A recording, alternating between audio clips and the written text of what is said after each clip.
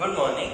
कल हम पढ़ रहे थे एडसॉर्प्शन के फैक्टर्स जो उसको अफेक्ट करते हैं। ठीक है, हम यूनिट 5 एडसॉर्प्शन पढ़ रहे हैं। पहले हमने एडसॉर्प्शन के बारे में पढ़ा था, फिर कुछ टर्म्स के बारे में पढ़ा था, फिर हमने पढ़ा था कि एडसॉर्प्शन क्यों हो रहा है। ठीक है, फिर हमने एडसॉर्प्शन के टाइप्स पढ़े थे कल के वीडियो में, और आज के जो वीडियो लेक्चर है इसमें हम पढ़ेंगे फैक्टर्स अफेक्टिंग एडसॉर्प्शन। वैसे कल हमने इस टॉपिक को स्टार्ट करा था। ठीक है, इसमें फर्स्ट पॉइंट मैंने आपको कल ही समझा दिया था। जो फर्स्ट फैक्टर होता है जो एडसॉर्प्शन को अफेक्ट करता है, वो फर्स्ट फैक्टर कौन सा होता है?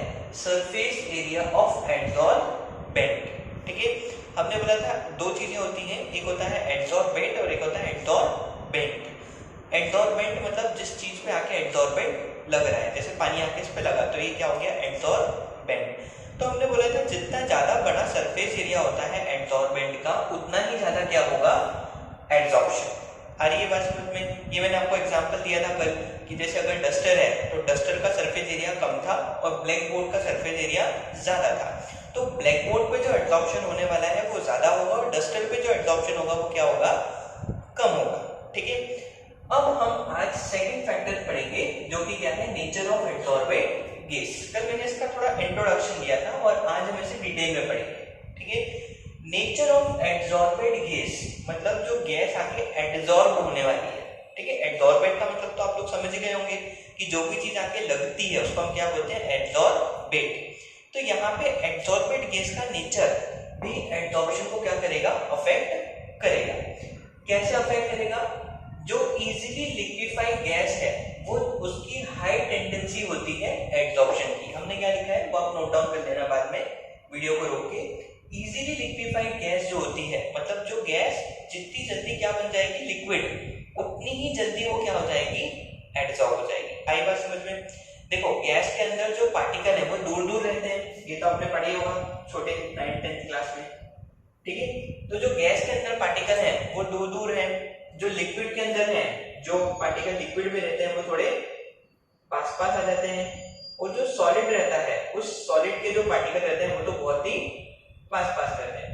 ठीक है, तो अगर हम गैस को एडसॉर्बेट मान रहे हैं, क्या मान रहे हैं हम? गैस को एडसॉर्बेट। उस गैस को हम जितनी जल्दी लिक्विड बना देंगे वो उतनी ही ज्यादा क्या हो जाएगी? एडसॉर्ब हो जाएगी। पता ही हमें, क्योंकि गैस के मॉलिक्यूल दूर हैं, गैस कम एडसॉर्ब हो पाएगी और लिक्विड जो है उसका मॉलिक्यूल पास है वो ज्यादा एडसॉर्ब हो पाएगा। आई बात समझ में? जैसे हम इस ब्लैक बोर्ड पे अगर हमें एडसॉर्प्शन कराना है तो गैस के जो मॉलिक्यूल है वो कम एडसॉर्ब होंगे और अगर हम पानी डाल देंगे तो पानी ज्यादा एडसॉर्ब होगा। ठीक है, तो यही बात वो बोल रहे हैं कि जो एडसॉर्बेंट गैस है अगर आप उसको लिक्विफाई कर दो मतलब उसको काय में कन्वर्ट कर दो? लिक्विड में कन्वर्ट कर दो, तो उसका एडसॉर्प्शन क्या होगा? ज्यादा हो जाएगा। ठीक है, अब जो लिक्विफिकेशन होता है गैस का मतलब किसी गैस को लिक्विड में बनाना। ठीक है, जो भी गैस होती है उसको हम लिक्विड में कन्वर्ट कर सकते हैं। जैसे अगर जो हमारी एलपीजी में भी गैस होती है, ठीक है, सिलेंडर के अंदर, वो भी एलपीजी मतलब नाम ही उसका क्या है? Liquefied petroleum gas. मतलब उस गैस को हमने किस फॉर्म में बदल दिया है? लिक्विड के फॉर्म में। हम सब डीओ लगाते हैं, सेंट लगाते हैं, परफ्यूम लगाते हैं, उसके अंदर भी गैस होती है जो किस फॉर्म में होती है? लिक्विड फॉर्म में। ठीक है, कभी भी अगर आप डीओ की बोतल को दबाओगे और ऐसे हाथ के सामने लाओगे तो आपको ठंडा ठंडा सा लगेगा। क्यों? क्योंकि उसके अंदर जो गैस है वो किस फॉर्म में चली गई है? लिक्विड फॉर्म में। अब जितनी ज्यादा गैस लिक्विड बनेगी उतनी ही जल्दी वो क्या हो जाएगी? एडसॉर्ब हो जाएगी। जो गैस का लिक्विफिकेशन होता है मतलब उसका लिक्विड बनना, वो किस पे डिपेंड करता है बेटा? Critical temperature. किस पे डिपेंड करता है? क्रिटिकल टेम्परेचर पे।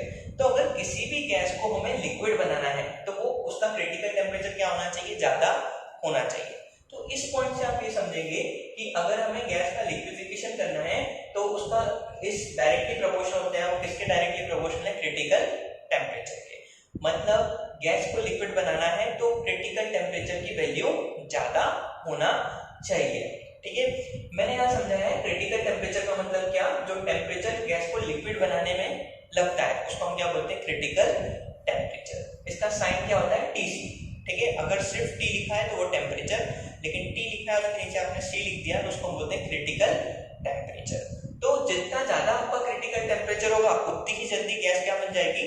लिक्विड। और जितनी ज्यादा गैस लिक्विड बनेगी उतनी ही ज्यादा वो क्या हो जाएगी? एडसॉर्ब हो जाएगी। आगे बात समझ में?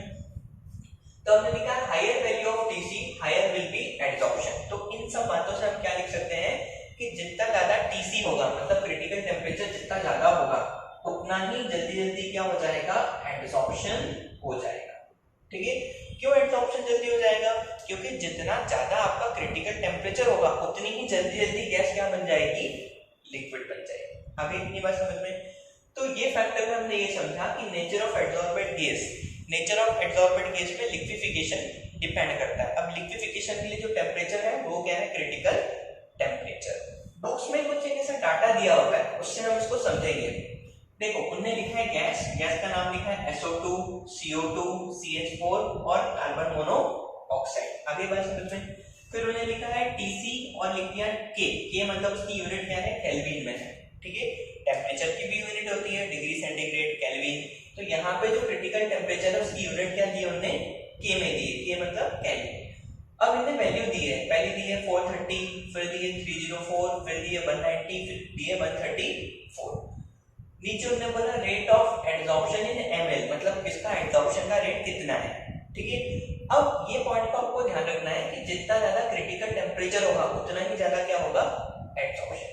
अब देखो इसका क्रिटिकल टेम्परेचर कितना है 430, तो इसका एडसॉर्प्शन भी कितना है 380। आगे बात समझ में। इसका क्रिटिकल टेम्परेचर कम हो गया 304, तो इसका एडसॉर्प्शन भी क्या हो गया, कम हो गया। फिर इसका और क्रिटिकल टेम्परेचर कम हो गया 190 हो गया, तो इसका एडसॉर्प्शन भी 16.2 हो गया। फिर इसका क्रिटिकल टेम्परेचर और कम हो गया 134 केल्विन होगा, तो इसका एडसॉर्प्शन भी कम हो जाएगा। मतलब क्रिटिकल टेम्परेचर ज्यादा है तो एडसॉर्प्शन ज्यादा होगा, क्रिटिकल टेम्परेचर कम है तो एडसॉर्प्शन कम होगा। ऐसा क्यों, क्योंकि जो क्रिटिकल टेम्परेचर है उससे उतनी ही जल्दी गैस क्या बन जाएगी, लिक्विड। ठीक है, और लिक्विड गैस बन जाएगी तो उसका एडसॉर्प्शन भी ज्यादा होगा। आगे ये पॉइंट समझ में। तो फर्स्ट पॉइंट हमारा हुआ था सरफेस एरिया ऑफ एडसॉर्बेंट, और दूसरा पॉइंट अभी हमने कंप्लीट कर दिया है नेचर ऑफ एडसॉर्बेंट गैस। अब हम थर्ड पॉइंट को डिस्कस करेंगे, टेम्परेचर। ठीक है, थर्ड पॉइंट हम डिस्कस करेंगे जो फैक्टर अफेक्टिंग एडसॉर्प्शन का है, टेम्परेचर। तो आप नोट करेंगे टेम्परेचर को।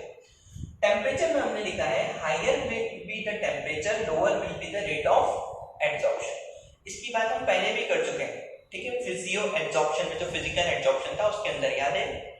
देखो मैं बताता हूँ, जितना ज्यादा टेम्परेचर होगा उतना ही कम क्या होगा आपका एडसॉर्प्शन। ठीक है, मैंने आपको बताया था कि जो ठंड का मौसम होता है उस ठंड के मौसम में कांच पे फॉग जम जाता है। ठीक है, कोहरा आके जम जाता है। ठीक है, ये रोड पे भी जब फ्लाइट टाइम रहती है, एरोप्लेन वगैरह जाते हैं या ट्रेन वगैरह जाती है, तो वो कई बार लेट हो जाते हैं क्योंकि सामने क्या रहता है, कोहरा रहता है। ठीक है, अब जब नॉर्मल गर्मी है, जैसे अभी मौसम चल रहा है, अगर धूप आ रही है तो कभी फॉग जमेगा क्या कांच पे या बस में, नहीं जमेगा। तो फॉग का कांच पे जमना, जैसे फॉग अगर ये कांच होता, अगर इस पे कोहरा जम जाता, ठीक है, तो ये उसकी सरफेस पे जमता, तो वो भी तो एडसॉर्प्शन ही है। ठीक है, तो अब जैसे हमने टेम्परेचर बढ़ा दिया, मतलब गर्मी आ गई, तो कोहरा बंद हो गया। तो यही कहने का मतलब है कि अगर टेम्परेचर बढ़ा दिया तो रेट ऑफ एडसॉर्प्शन क्या हो जाएगा, कम हो जाएगा। तो यही हमने यहाँ लिखा है higher will be the temperature, lower will be the rate of adsorption. ये क्या लिखा है ये हम बताते हैं। देखो एडसॉर्प्शन से डिसॉर्प्शन हो जाएगा। ठीक है, डिसॉर्प्शन का मतलब हमने क्या पढ़ा था कि जो एडसॉर्प्शन हुआ है उसको हटा देना। ठीक है, जैसे अगर हमारे हाथ पे सैनिटाइजर लगा है या पानी लगा है और अगर उसको हमने सुखा दिया तो इस प्रोसेस को हमने क्या बोल दिया था, डिसॉर्प्शन। तो जब एडसॉर्प्शन से डिसॉर्प्शन की तरफ गए तो जो डेल्टा H है वो पॉजिटिव है। डेल्टा H पॉजिटिव मतलब हमने हीट को क्या कर दिया, बढ़ा दिया, हीट दे दी। ठीक है, तो यही बात हमने बताई है कि जब एडसॉर्प्शन से अगर आपको डिसॉर्प्शन कराना है तो उसको हीट दे दो। ठीक है, हीट दे दी मतलब डेल्टा H की वैल्यू क्या चली गई आपकी, पॉजिटिव। और रिएक्शन कैसी हो जाएगी, एंडोथर्मिक। कैसी रिएक्शन हो जाएगी, एंडोथर्मिक, क्योंकि हम हीट दे रहे हैं। जिस रिएक्शन में हम हीट देते हैं उसको हम क्या बोलते हैं, एंडोथर्मिक। तो हमने बोला अगर एडसॉर्प्शन से डिसॉर्प्शन कराना है, सपोज अगर मेरे हाथ में गीला गीला एकदम, ठीक है, उसको मुझे सुखाना है। अब मैंने ड्रायर लगा दिया। ठीक है, अब ड्रायर लगाया तो गर्म हवा निकली और पानी सूख जाएगा। ठीक है, अब जैसे ही मैंने ड्रायर लगाया तो टेम्परेचर बढ़ गया ना। ठीक है, तो ये जो टेम्परेचर बढ़ा इसलिए हमने क्या लिखा है, डेल्टा H पॉजिटिव है। आई बात समझ में। डेल्टा H पॉजिटिव मतलब हमने वी गिव द हीट, हमने हीट को दिया है और रिएक्शन कैसी बना दी है, एंडोथर्मिक। ठीक है, फिर अगर आपको डिसॉर्प्शन से एडसॉर्प्शन कराना है, क्या कराना है, डिसॉर्प्शन अगर कोई चीज है अगर उससे आपको फेवर करवाना है, किसको फेवर करवाना है, एडसॉर्प्शन। मतलब अगर डिसॉर्प्शन होना स्टार्ट हो गया है, जैसे पानी सूखना स्टार्ट हो गया, मैंने ड्रायर लगाया, अब अगर आपको उसको रोकना है तो आप क्या कर दो, हीट को हटा दोगे तो उसका रेट जो है वो क्या हो जाएगा, कम हो जाएगा, ठीक है। या फिर अगर मुझे पानी सूखने से रोकना है तो मैं एसी में आ जाऊंगा, एयर कंडीशन चालू कर दिया तो पानी धीरे धीरे सूखेगा, ठीक है। तो मतलब हमने हीट नहीं दी है, ठीक है, हम तो ठंडे में आ गए ना, एसी के अंदर आ गए, एयर कंडीशन में आ गए, तो फिर डेल्टा एच की वैल्यू कैसी रखी हमने, नेगेटिव। आई बात समझ में? मतलब अगर आपको डिसॉर्प्शन से एडॉप्शन करवाना है, उसको रोकना है, डिसॉर्प्शन को स्टॉप करना है, तो आप डेल्टा एच कैसा कर दोगे, नेगेटिव। मतलब हीट इज नॉट गिवन, अब हम हीट नहीं देंगे, ठीक है। और रिएक्शन कैसी होगी, एक्सोथर्मिक। आगे बात समझ में? इसलिए हमने बोला कि एडसॉर्प्शन किस पे फेवरेबल होगा, मतलब अगर एडसॉर्प्शन को बचा के रखना है तो हमें कौन सी प्रोसेस करना पड़ेगी, लोअर टेम्परेचर। आगे बात समझ में? तो ये हमारा फैक्टर हुआ हीट वाला, कौन सा फैक्टर हुआ, हीट वाला, ठीक है। अब हमने ग्राफ बनाया है इस टेम्परेचर के इफेक्ट को समझने के लिए, ठीक है। पहले तो समझ में आ गया भाई टेम्परेचर बढ़ेगा तो एडसॉर्प्शन क्या हो जाएगा, कम हो जाएगा। उसके पहले हमने पढ़ा था लिक्विफिकेशन ऑफ एडसॉर्बेड गैस, उसके पहले हमने पढ़ा सरफेस एरिया ऑफ एडसॉर्बेड। अब हमने ग्राफ बनाया है, इस ग्राफ को आप ध्यान से समझेंगे। इस ग्राफ में एक तरफ है रेट ऑफ एडसॉर्प्शन, क्या लिखा है मैंने, रेट ऑफ एडसॉर्प्शन। नीचे जो है वो लिखा है प्रेशर, प्रेशर कांस्टेंट है, कैसा है प्रेशर, यहाँ पे कांस्टेंट है। अब देखो तीन प्रकार की गैस ली हमने, 1, 2 और 3, ठीक है। देखो यहाँ पे 273 था, ठीक है, तो एडसॉर्प्शन घट गया है, टेम्परेचर ज्यादा है तो एडसॉर्प्शन क्या है, कम है। यहाँ पे 193 है तो एडसॉर्प्शन ज्यादा है, ये ज्यादा है ना, मतलब ऊपर जा रहा है ग्राफ, मतलब ज्यादा वैल्यू है। तो अगर यहाँ पे टेम्परेचर ज्यादा बढ़ा दिया आपने तो एडसॉर्प्शन क्या हो जाएगा, कम हो जाएगा, ठीक है। अगर टेम्परेचर घटा दिया, कम है टेम्परेचर, तो एडसॉर्प्शन क्या हो जाएगा, ज्यादा हो जाएगा। जैसे हमने देखा 193 पे ग्रीन वाली लाइन सबसे टॉप पे है क्योंकि टेम्परेचर कम है, 247 पे टेम्परेचर बढ़ाया तो ब्लू वाली लाइन उसके नीचे आ गई, मतलब एडसॉर्प्शन क्या हो गया, घट गया, ठीक है। और 273 पे बहुत ही कम आ गई क्योंकि हमने बहुत ज्यादा हीट दे दी है, तो एडसॉर्प्शन क्या हो गया, और भी ज्यादा घट गया। अगली बात समझ में, अगर हम इसको ABC नाम दे दें, अगर इसको बोलते हैं A, इसको बोलते हैं B, इसको बोलते हैं C, और अगर फिर मैं पूछूं रेट ऑफ एडसॉर्प्शन क्या है, तो आप आंसर बता सकते हो। सबसे पहले क्या आएगा, A आएगा, सबसे ज्यादा A में एडसॉर्प्शन हो रहा है, फिर क्या आएगा, B आएगा, फिर क्या आएगा, C आएगा। अगली बात समझ में, ये ग्राफ था हमारा किसका, इफेक्ट ऑफ टेम्परेचर का। अब हम फोर्थ फैक्टर को स्टार्ट करेंगे जिसका नाम है इफेक्ट ऑफ प्रेशर।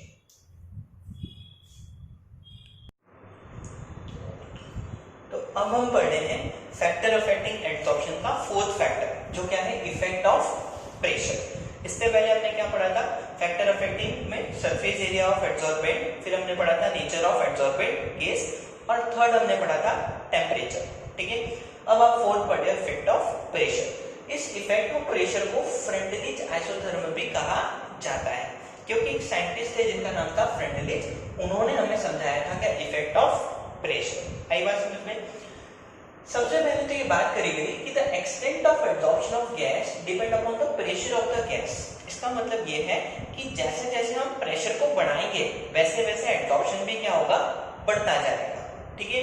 जैसे अगर आपको किसी चीज को एडसॉर्ब कराना है, सपोज करो अगर आपको गैस को ही इस ब्लैक बोर्ड पे एडसॉर्ब कराना है, तो अगर इस रूम का प्रेशर नॉर्मल है तो वो धीरे धीरे आपका एडसॉर्ब हो जाएगी। अब अगर आपने इसको प्रेशर को बढ़ा दिया, मतलब यहाँ से जोर से प्रेशर लगाया, तो जो गैस है वो जल्दी जल्दी एडसॉर्ब होगी। तो सबसे पहले तो बात करी गई कि जो एडसॉर्प्शन होता है, जो उसका एक्सटेंट होता है, एक्सटेंट मतलब जो उसका अमाउंट होता है, वो गैस के प्रेशर के साथ क्या होता जाता है, धीरे धीरे बढ़ता जाता है। आई बात समझ में? फिर फ्रेंडलिच ने इसको डिटेल में बताया और एक ग्राफ बनाया जिसका नाम क्या दिया था हमने, फ्रेंडलिच आइसोथर्म, ठीक है। आइसोथर्म का मतलब होता है टेम्परेचर इस ग्राफ में कैसा था, कांस्टेंट था, ठीक है। अब ग्राफ को पढ़ने से पहले या फ्रेंडलिच के फॉर्मूले को पढ़ने से पहले हमें कुछ छोटी छोटी चीजों का क्लियर होना बहुत ज्यादा जरूरी है।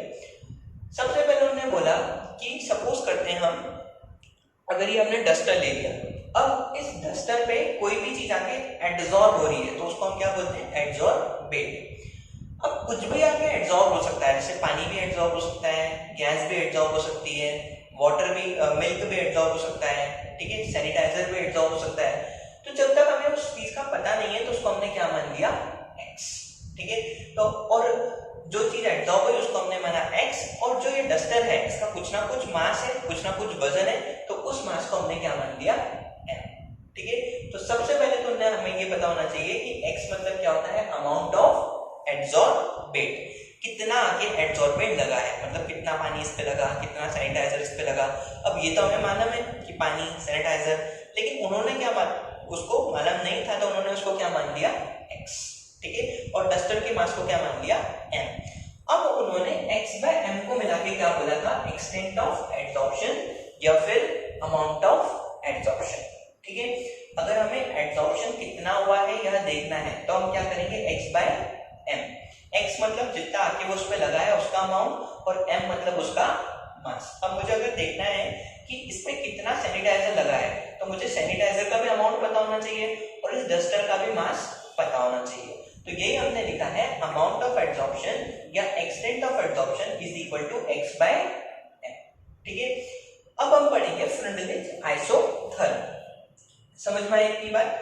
फ्रंटलिज आइसोथर्म जो है, फ्रंटलिज आइसोथर्म की इक्वेशन थी, वो इक्वेशन थी x by m is equal to kp1 to the power m, ठीक है।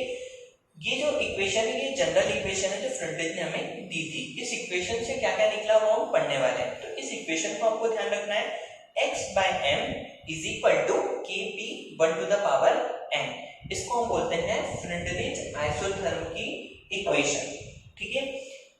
अब फ्रंटलिज ने एक ग्राफ बनाया था ऐसे, किसके बीच में एक ग्राफ बनाया था, x बाय m मतलब अमाउंट ऑफ एड्सॉर्प्शन के बीच में, और नीचे उन्होंने किसको लिया था, प्रेशर पे, इस लाइन पे उन्होंने लिया था प्रेशर को, ठीक है। क्योंकि टेम्परेचर पूरा कांस्टेंट था इसलिए इसको हमने क्या बोला, आइसोथर्म। तो टेम्परेचर इस पूरे के पूरे ग्राफ में कैसा रहेगा, कांस्टेंट रहेगा, इसलिए इसको हम बोलते हैं फ्रंटलिज आइसोथर्म, ठीक है। अब उन्हें पता कि जो लो प्रेशर है, लो प्रेशर मतलब ये वाला हरी लाइन वाला, इस साइड वाला, इस लो प्रेशर पे जो एड्सॉर्प्शन है वो इंक्रीज होगा। क्या होगा, एड्सॉर्प्शन इंक्रीज होगा।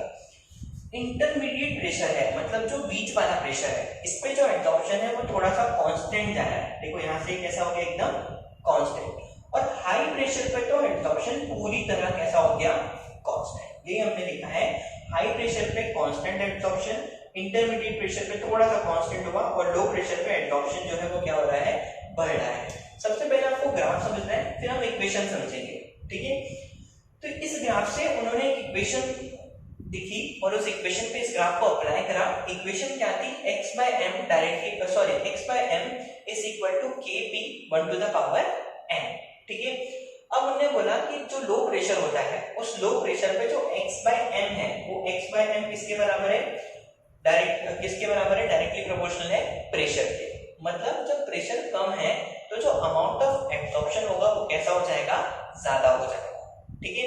यही ग्राफ में भी हमने देखा कि जब प्रेशर कम था तो एब्जॉर्प्शन बढ़ता जा रहा था, तो हमने बोला कि अमाउंट ऑफ एब्जॉर्प्शन जो कि x बाय m है या फिर extent of absorption low pressure पे कैसा होता है, डायरेक्टली प्रोपोर्शनल, मतलब प्रेशर अगर कम है तो एब्जॉर्प्शन भी बढ़ जाएगा। फिर हमने बोला कि जो उनका फॉर्मूला है उसमें जो n आ रहा है, ऊपर आपको n दिख रहा है, ठीक है। इस n की वैल्यू लो प्रेशर पे कितनी होगी, 1 के बराबर होगी। कितनी होगी, 1 के बराबर होगी। अब उस फॉर्मूले में अगर हम इसे रखें तो क्या होगा, x by m directly proportional. देखो अगर हमने डायरेक्टली प्रोपोर्शनल का साइन लगा दिया तो हमने k को हटा दिया, ठीक है। अगर हम डायरेक्टली प्रोपोर्शनलिटी के साइन को लगा देते हैं तो जो कांस्टेंट है उसको हटा देते हैं, ठीक है। तो ये क्या हुआ, x by m directly proportional p1 by n। इस फॉर्मूले में n की वैल्यू अगर आपने 1 रखी, कितनी रखी, 1 रखी, तो क्या आ जाएगा p1 टू द पावर 1, ऐसा कुछ आएगा p1 टू द पावर 1, ठीक है।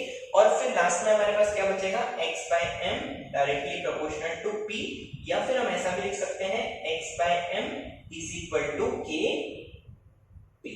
अगली बात समझ में, ठीक है। तो लो प्रेशर पे जो n की वैल्यू उन्होंने बताई थी वो कितनी बताई थी, 1 के बराबर। इसी फॉर्मूले में हम इसको रख के देखा। इसमें कोई कंफ्यूजन नहीं होना चाहिए कि जो k है, इस k को यहाँ से हमने हटाया तो नीचे हमने क्या लगा दिया, डायरेक्टली प्रोपोर्शनलिटी का साइन। जब डायरेक्टली प्रोपोर्शनलिटी का साइन हटाएंगे तो हम क्या लगा देंगे वहां पे k। तो हमें पता चला कि जो लो प्रेशर है उस लो प्रेशर पे एब्जॉर्प्शन का जो रेट है वो क्या हो जाता है, बढ़ जाता है। तो इसका पूरा रिजल्ट हमने यहाँ लिखा है कि भाई जब लो प्रेशर होगा तो rate of absorption directly proportional होगा किसके, लो प्रेशर के, ठीक है। सीधी सी बात है, इसको हमने समझा भी था कि अगर हम एक एक बूंद पानी डालेंगे हमारे हाथ पे तो धीरे धीरे एब्जॉर्प्शन बढ़ता जाएगा, ठीक है। अब अगर आप एक बार एड्सॉर्प्शन होने के बाद, जैसे मैंने एक एक बूंद करके सैनिटाइजर डाला अपने हाथ पे, ठीक है, तो धीरे धीरे वो सैनिटाइजर फैल गया, मतलब एड्सॉर्प्शन क्या हो रहा है, बढ़ता जा रहा है, ठीक है। अब अगर मैंने एक बाल्टी भर के सैनिटाइजर साथ में डाल दिया तो उस पर कोई इफेक्ट पड़ेगा क्या? हाई प्रेशर पे वो कैसा रहेगा, एकदम कांस्टेंट, क्योंकि उसको जितना बढ़ना था वो तो पहले से ही बढ़ चुका है। तो वही बात उन्होंने ग्राफ में बताई थी कि जो हाई प्रेशर होता है वहां पे जो एब्जॉर्प्शन होता है वो कैसा होता है, एकदम कांस्टेंट होता है, ठीक है। अब हाई प्रेशर पे इस फॉर्मूले को हमने अप्लाई करा, कैसे अप्लाई करा देखो, x/m directly proportional to k p to the power 0, ये हाई प्रेशर पे रिजल्ट आया था। या तो आप इसको ऐसे लिख लें हाई प्रेशर के रिजल्ट को, या फिर हम ऐसे भी लिख सकते हैं x/m is equal to k, यहां से थोड़ी सी गलती हुई, k p to the power 0, ठीक है। या तो ये फॉर्मूला हम ऐसे लिखेंगे x/m directly proportional p to the power 0, उसे करेक्ट कर लीजिए, और या फिर हम ऐसे लिखेंगे x/m is equal to k, क्योंकि हमने डायरेक्टली प्रोपोर्शनलिटी का साइन हटा दिया तो हमने लिखा k p to the power 0। अब हमने बोला कि जो हाई प्रेशर होता है उस हाई प्रेशर में जो उनका फॉर्मूला है उसमें जो n की वैल्यू है वो कितनी आएगी, इंफिनिटी। तो क्या होगा, x/m directly proportional p 1 to the power n, ठीक है। अब इस 1 टू द पावर n की वैल्यू कितनी रख दी हमने, n की वैल्यू कितनी रख दी, इंफिनिटी। और मैथ्स वाले बच्चों को तो पता होगा कि 1 to the power 1 upon infinity की वैल्यू कितनी आती है, 0। तो ये फॉर्मूला क्या बन जाएगा, x/m directly proportional to p to the power 0। मतलब क्या हुआ इसका कि जब हाई प्रेशर हुआ तो प्रेशर हाई हुआ तो एब्जॉर्प्शन कैसा चला गया हमारा, एकदम कांस्टेंट। आ रही बात समझ में? या तो आप इसको ऐसे लिखो थर्ड इक्वेशन को, या फिर आप इसको ऐसे भी लिख सकते हो। कैसे लिख सकते हैं, x/m is equal to k p to the power 0। अगर हम डायरेक्टली प्रोपोर्शनलिटी का साइन हटाएंगे तो क्या लगा देंगे यहाँ पे, ठीक है। तो ये दोनों इक्वेशन हमें समझा रही थी कि लो प्रेशर और हाई प्रेशर पे एब्जॉर्प्शन का क्या इफेक्ट होता है। एक जनरल इक्वेशन, एक जनरल फॉर्मूला फ्रेंड्स ने दिया, फिर उस पे n की वैल्यू दोनों तरफ पुट करी। अगर लो प्रेशर है तो n की वैल्यू कितनी आएगी, 1, और अगर हाई प्रेशर है तो n की वैल्यू कितनी आएगी, इंफिनिटी, ठीक है। तो इस बात को भी आप लिख लें कि लो प्रेशर अगर होता है तो n की वैल्यू आती है आपकी 1, और अगर हाई प्रेशर होता है तो n की वैल्यू कितनी आती है, इंफिनिटी। ये बहुत इंपॉर्टेंट बात है, कई बार ऑब्जेक्टिव में पूछ ली जाती है, ठीक है। तो इन दोनों इक्वेशन से हमें पता चल गया, हाई प्रेशर का रिजल्ट ये पता चल गया कि x/m किसके बराबर होगा, p टू द पावर 0 के, और लो प्रेशर पे x/m किसके प्रोपोर्शनल होगा, डायरेक्ट प्रेशर के। मतलब लो प्रेशर पे एब्जॉर्प्शन बढ़ने वाला है और हाई प्रेशर पे एब्जॉर्प्शन क्या होने वाला है, एकदम कांस्टेंट होने वाला है, ठीक है। इंटरमीडिएट पे तो ये फॉर्मूला अप्लाई होता है, इंटरमीडिएट पे ये फॉर्मूला जनरल है। मतलब अगर आप n की वैल्यू 1 कर दोगे तो आप इस साइड आ जाओगे लो प्रेशर पे, और n की वैल्यू इनफाइनाइट कर दोगे तो आप इस साइड आ जाओगे हाई प्रेशर पे। आई बात समझ में?